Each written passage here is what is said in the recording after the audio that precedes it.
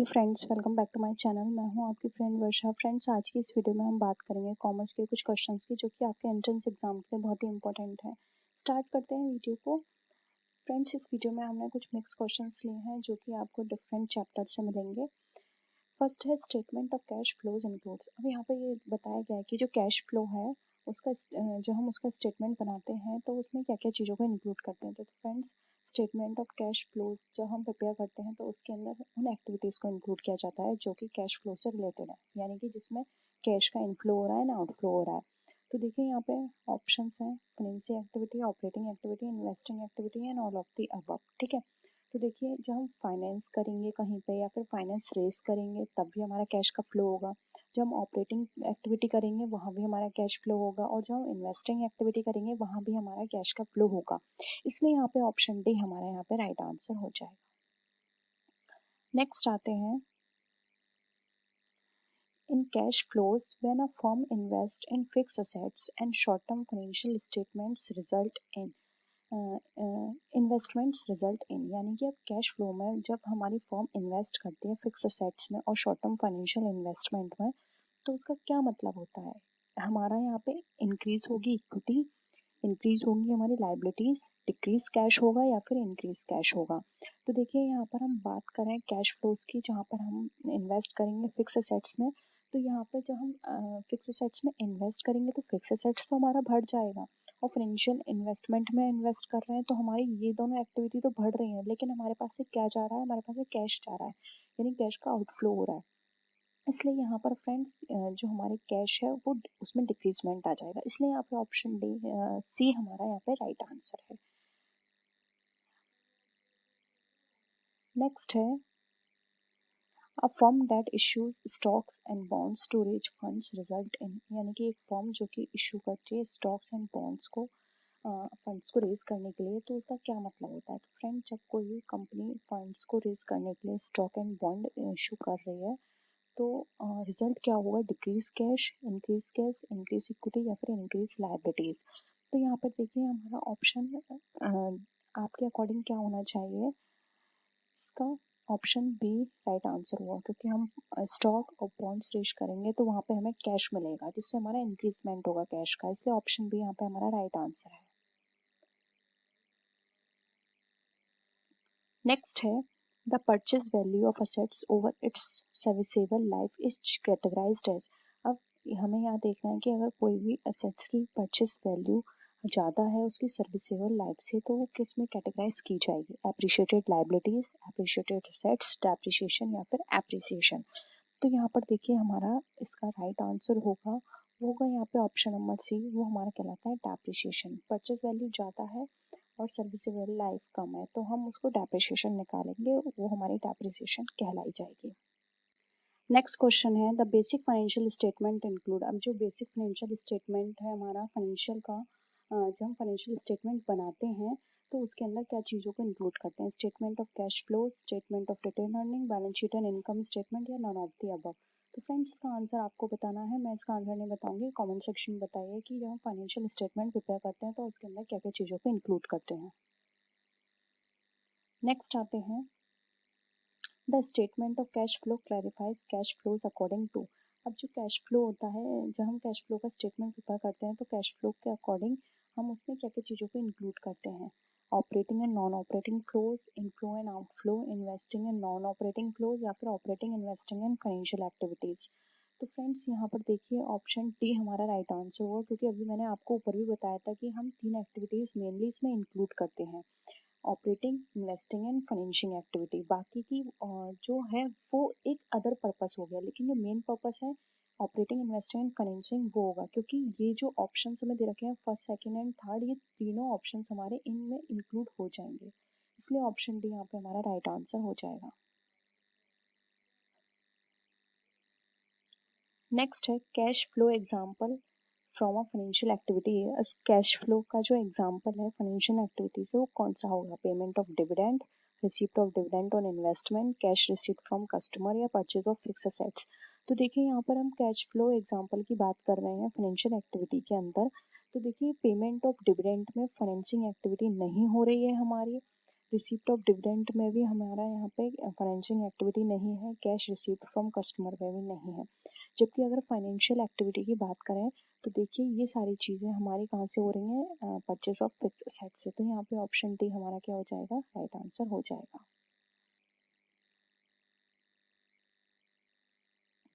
Next आता है cash flow example from an investing activity. जी, अब कैश फ्लो का एग्जाम्पल हमें अगर इन्वेस्टिंग एक्टिविटी की बात करें तो क्या होगा, issue of debenture, repayment of long term loan, purchase of raw materials for cash या फिर sale of investment by non financial enterprises.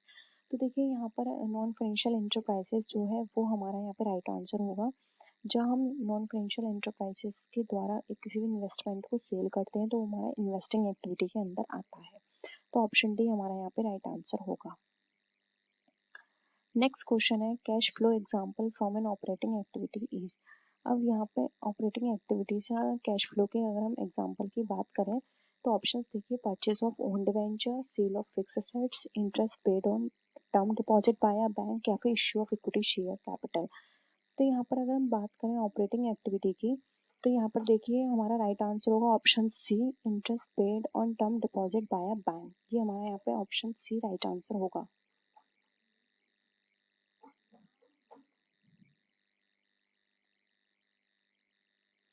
Next है which items come under financial activities in cash flow. अब देखिए यहाँ पर कौन कौन से आइटम्स है फाइनेंशियल एक्टिविटी में हमारे इंक्लूड होंगे, redemption of preference shares, issue of preference share, interest paid या फिर ऑल ऑफ द अबव। तो यहाँ पर देखिए हमारा राइट आंसर क्या होगा, यहाँ पर राइट आंसर होगा option number D, above paid. यानी कि देखिए फ्रेंड्स फाइनेंशियल एक्टिविटीज के अंदर हमारे रिडेम्पशन ऑफ प्रेफरेंस शेयर भी आएगा, इश्यू ऑफ प्रेफरेंस शेयर भी आएगा, इंटरेस्ट पेड भी आएगा या फिर ऑल ऑफ दी अबव। इसलिए यहाँ पूरा आंसर इसका हो जाएगा। नेक्स्ट क्वेश्चन है trial balance is use to check the accuracy. अब ट्रायल बैलेंस जो होता है वो हमारा क्या एक्यूरेसी चेक करने के लिए यूज़ किया जाता है, बैलेंस शीट के बैलेंसेस को, लेजर अकाउंट के बैलेंस को, कैश फ्लो स्टेटमेंट के बैलेंस को या फिर इनकम स्टेटमेंट बैलेंस को। फ्रेंड्स इसका आंसर आप इस तरह से दे सकते हैं, आपको अगर पता है कि ट्रायल बैलेंस कब प्रिपेयर किया जाता है, किसके बाद प्रिपेयर किया जाता है, यानी कि कौन सा अकाउंट है उसको प्रिपेयर करने के बाद, तो हम आपको उसके अकॉर्डिंग यहाँ पे आंसर कर सकते हैं। देखिए सबसे पहले हम क्या बनाते हैं, हम बनाते हैं जर्नल, फिर आता है लेजर, फिर आता है ट्रायल बैलेंस। तो ट्रायल बैलेंस क्यों बनाएंगे, जब हम लेजर की एक्यूरेसी को चेक करेंगे कि वो जो लेजर हमने प्रिपेयर किया है वो सही है या नहीं। इसलिए यहाँ पे ऑप्शन बी जो है वो हमारा राइट आंसर हो जाएगा। नेक्स्ट क्वेश्चन है in the books of account if a transaction is completely deleted will it affect the trial balance. अब यहाँ पर यह है कि अगर कोई ट्रांजेक्शन कम्प्लीटली डिलीट हो रहा है तो क्या ये इफेक्ट करेगा बैलेंस पर, ट्रायल बैलेंस पर। यानी कि कोई भी ट्रांजेक्शन आपने देखा कि वो कम्प्लीटली आपने डिलीट हो गया है, ऑप्शंस हैं no, yes, a transaction can not be omitted, तीन ऑप्शंस हैं। तो फ्रेंड्स इसका असर हमारा ट्रायल बैलेंस पर नहीं पड़ेगा। ऑप्शन ए राइट आंसर है, क्योंकि आपने देखा हो ट्रायल बैलेंस में एक और फंक्शन होता है, अगर बैलेंस मैच नहीं होता है तो हम वहाँ पे सस्पेंस अकाउंट लिख के डाल देते हैं। तो आपको कैसे पता चलेगा कि आपने कोई ट्रांजेक्शन है वो कम्प्लीटली डिलीट कर दिया है, तो आपका जो ट्रायल बैलेंस का जो अमाउंट निकल कर आया है वो सही है या नहीं, क्योंकि अगर नहीं मिलेगा तो आप उसको सस्पेंस अकाउंट लिख कर उसको मैच कर देंगे आंसर्स को। इसलिए यहाँ पर ऑप्शन ए जो है वो राइट आंसर हो जाएगा। नेक्स्ट क्वेश्चन है what is used in preparing trial balance. अब ट्रायल बैलेंस को प्रिपेयर में क्या चीज़ यूज़ की जाती है, specialised journal, balance sheet, ledger account या फिर जर्नल अकाउंट। तो देखिए यहाँ पर बात की जा रही है ट्रायल बैलेंस के प्रिपेयर की। तो अभी मैंने आपको सीक्वेंस बताया था तो आप इजीली बता सकते हैं, ट्रायल बैलेंस जब हम प्रिपेयर करते हैं तो उसके लिए हमें लेजर अकाउंट की ज़रूरत होती है, क्योंकि लेजर अकाउंट को प्रिपेयर करने के बाद ही हम ट्रायल बैलेंस बनाते हैं। अगर लेजर अकाउंट नहीं होगा तो हम ट्रायल बैलेंस प्रिपेयर नहीं कर पाएंगे, इसलिए ऑप्शन सी हमारा राइट आंसर हो जाएगा। नेक्स्ट क्वेश्चन है what is the trial balance used. अब ट्रायल बैलेंस का क्या यूज है, ये it is a financial statement, it records balances of a balance sheet, it does not contribute to the accounting cycle या फिर it record balances of account.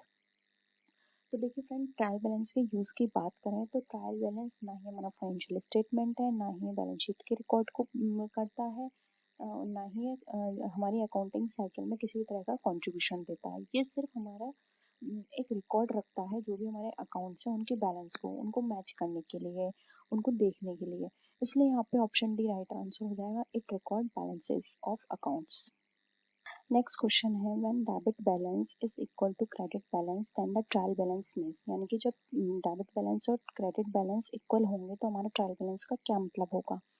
Options हैं, account balance are correct यानी कि account balance हमारे सही है, mathematically capital plus liabilities equal to assets होगा, no mistake in recording transactions यानी कि हमने कोई भी मिस्टेक नहीं की है रिकॉर्ड करने में ट्रांजेक्शन्स के, या फिर no mistake in posting entries to ledger account यानी कि लेजर अकाउंट में जब हम पोस्टिंग करते हैं एंट्रीज की तो उसमें कोई भी मिस्टेक नहीं है। तो ये हमें क्या बताता है। तो फ्रेंड्स अगर हम यहाँ पे बात करें कि डेबिट और क्रेडिट हमारा सेम है तो ये हमें बताता है कि mathematically capital plus liabilities equal to assets, इस फॉर्मूले को इंडिकेट करता है। ऑप्शन बी यहाँ पे हमारा राइट आंसर हो जाएगा। फ्रेंड्स रिकॉर्डिंग ट्रांजेक्शन्स की बात कर रहे हैं तो ये हम ट्रायल बैलेंस से नहीं पता लगा सकते, क्योंकि हो सकता है कहीं कोई ऐसा आइटम हमने नहीं लिखा हो जो कि हमारा डेबिट और क्रेडिट दोनों में होना था, ठीक है। तो ये यहाँ से हमें नहीं पता चलेगा, करेक्टली मैच है ये भी हमें नहीं पता चलेगा। और लेज़र में हमने अकाउंटिंग की सही पोस्टिंग की है ये भी हमें नहीं पता चलेगा, क्योंकि हो सकता है कि डेबिट और क्रेडिट दोनों साइड ही हमने गलत कर दिया, वो बस आंसर मैच कर दिया हो उसका, ठीक है। तो ये सारी चीज़ें हमें यहाँ से पता नहीं चलेंगी, ये सिर्फ हमें ये वाले कॉन्सेप्ट को बता देगा कि हमारे कैपिटल प्लस लायबिलिटीज हमारे इक्वल होते हैं असेट से।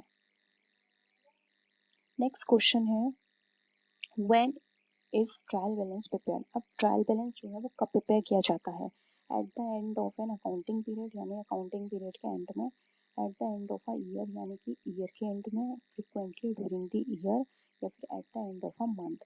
तो ट्रायल बैलेंस के यहाँ पे प्रिपरेशन की बात आ रही है तो ये at the end of an accounting period prepare किया जाता है। ऑप्शन ए यहाँ पे हमारा राइट आंसर है।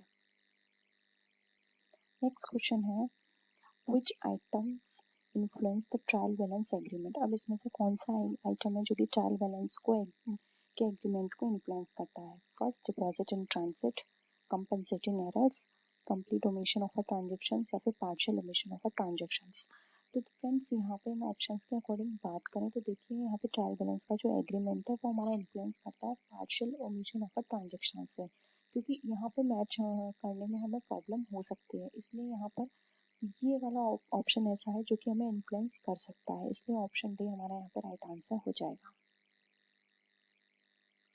Credit balance debit balance equal हो, the trial balance check and shows it also indicates that there were no errors made during posting and recording and posting, यानी कि जब हमारे ट्रायल बैलेंस और का जो क्रेडिट बैलेंस है और जो हमारा डेबिट बैलेंस है इक्वल है तो ये हमें ये चेक करके देता है, साथ ही साथ ये इंडिकेट करता है कि जो हमारे किसी तरह की कोई भी एरर नहीं हुई है पोस्टिंग करने में, रिकॉर्ड करने में। तो फ्रेंड्स ये सारी चीज़ें हमें किसके थ्रू पता चलेंगी, under statement of balances, error of commission, arithmetic accuracy, या फिर ओमिशंस ऑफ इकोनॉमिक इवेंट के द्वारा। तो फ्रेंड्स ये सारी चीज़ें हमें अर्थमेटिक एक्यूरेसी से हम देख सकते हैं, क्योंकि फ्रेंड्स अर्थमेटिक एक्यूरेसी के थ्रू ही ये हमारे ये बता पाएगा कि क्रेडिट बैलेंस और क्रेडिट बैलेंस हमारे इक्वल हैं, ठीक है। क्योंकि वहाँ पर क्या होगा, दोनों साइड का बैलेंस हमारा क्या आएगा, इक्वल आएगा, तो ये हमारा अर्थमेटिक एक्यूरेसी के थ्रू बता सकता है। ऑप्शन सी यहाँ पे हमारा राइट आंसर है। नेक्स्ट क्वेश्चन है, which of the following account with normal balance is shown at the debit side of a trial balance, यानी कि इनमें से कौन सा हमारा नॉर्मल बैलेंस की बात करें तो हमें शो होता है ट्रायल बैलेंस के डेबिट साइड में, creditors account, unearned income account, rent income account, या फिर कैश अकाउंट। तो देखिए यहाँ पर हमारा ऑप्शन डी राइट आंसर होगा, कैश अकाउंट। ये हमारा डेबिट साइड ट्रायल बैलेंस में मोस्टली शो किया जाता है, ऑप्शन डी राइट आंसर है। नेक्स्ट है, in trial balance which account with normal balance is recorded at the credit side. अब ट्रायल बैलेंस में कौन सा अकाउंट है जो नॉर्मल बैलेंस के साथ रिकॉर्ड किया जाता है क्रेडिट साइड में, bank account, equipment account, cash account, या फिर एक्रूड एक्सपेंसेस अकाउंट। तो देखिए फ्रेंड्स यहाँ पर बात की जा रही है क्रेडिट साइड की, तो देखिए कैश अकाउंट तो हो नहीं सकता क्योंकि वो हमने अभी डेबिट साइड की बात की थी। अगर हम बात करें तो एक्रूअल एक्सपेंसेस अकाउंट हमारा राइट आंसर होगा, ये हमेशा क्रेडिट साइड में हमारा रिकॉर्ड किया जाता है नॉर्मल बैलेंस के साथ। तो ये थे हमारे आज के क्वेश्चंस। आई होप आपको वीडियो पसंद आया होगा। वीडियो पसंद आया तो वीडियो को लाइक कीजिए, फ्रेंड्स का शेयर कीजिए और किसी भी तरह की कोई भी क्वेरी हो तो ज़रूर बताएगा। तो फ्रेंड्स नेक्स्ट वीडियो में फिर मिलते हैं आपसे और भी अच्छी वीडियोज़ के साथ। तब तक के लिए टेक केयर, बाय बाय।